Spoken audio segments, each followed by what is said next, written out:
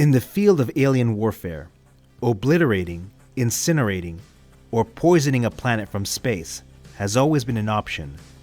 But the ultimate trophy, the ultimate bargaining chip, is to capture a planet with structures and equipment intact and economy recoverable. In order to accomplish this, the old and bloody method of boots on the ground is the only way that stands the test of time.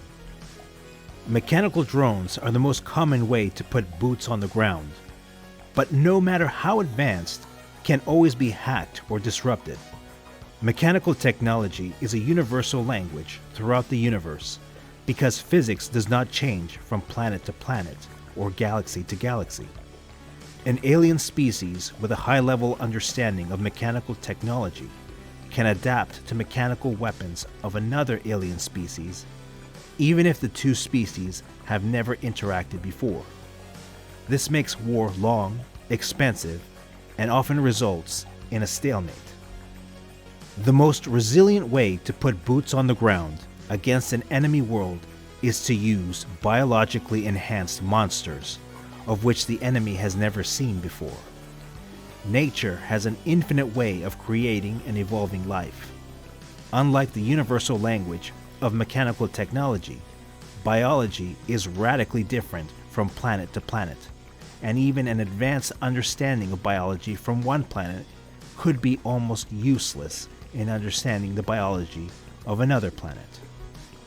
To an alien warrior, there can be nothing more terrifying or demoralizing than encountering in a dense city a genetically engineered, fully armored Tyrannosaurus on drugs that feels no pain, no exhaustion, and is biologically programmed to believe the enemy stole its baby. Such bioweapons could have mounted weapons connected to their brain that activate on chemical triggers as it sees what the enemy does. Learning what an enemy tank looks like and what it's capable of produces an emotion that could fire an appropriate weapon. Training could be passed down to offspring in genetic memory, and battlefield experience could be passed to others instantaneously by pheromones that stimulate the brain to create corresponding memories.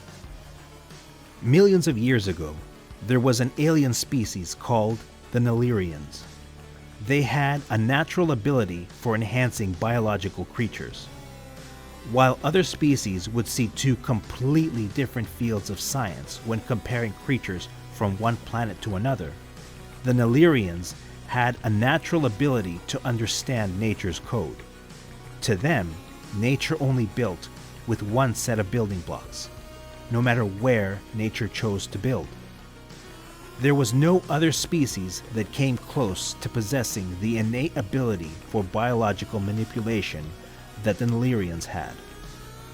The Neleerians hid their most brilliant accomplishments on a rogue planet called Darkrosis. It was the perfect hiding place because it was alone in space without a solar system.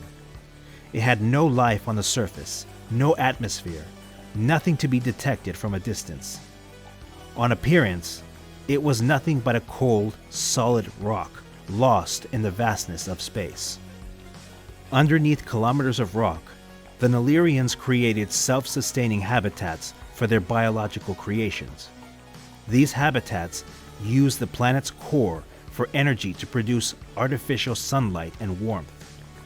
Water and other vital mediums did not escape the habitats because they were fully encased in rock. There were many different habitats separated by rock. Some of these habitats were millions of square kilometers, and they were layered above and below one another. It has long been forgotten how many habitats existed on Darkrosis and still exist to this day. Any traveler that randomly came across Darkrosis would scan the planet and detect nothing but rock. Even if the traveler knew the secrets inside, they would not know where to drill or how deep. They would not know which habitat was where under the dense rock. The Neleerians sold biologically engineered creatures to be used as bioweapons. They engineered creatures for a wide variety of tasks, but it was their military facet that led to their downfall. They brandished their bioweapons by choosing particularly fearsome creatures from the planets of their rivals and biologically enhanced them in terrifying ways.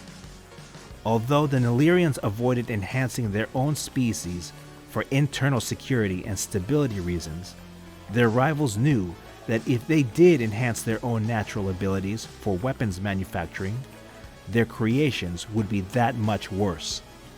Neleeria was widely considered unconquerable due to their command of ferocious and insidious bioweapons, and they were quietly feared and hated by many. The Neleerians were planning to sell bioweapons to a customer that was in a tense situation with another species.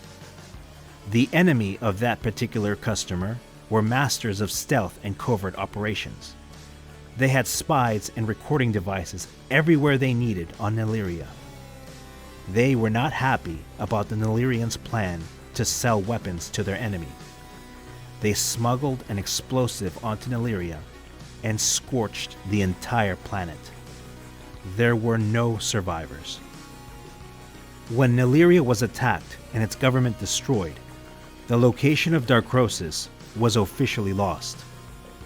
Unofficially, however, there were a few high-ranking Neleerians who were away from Neleeria at the time of the attack and knew where Darkrosis was and how to access some of its habitats. With their government destroyed, they kept the secrets for their own personal profit.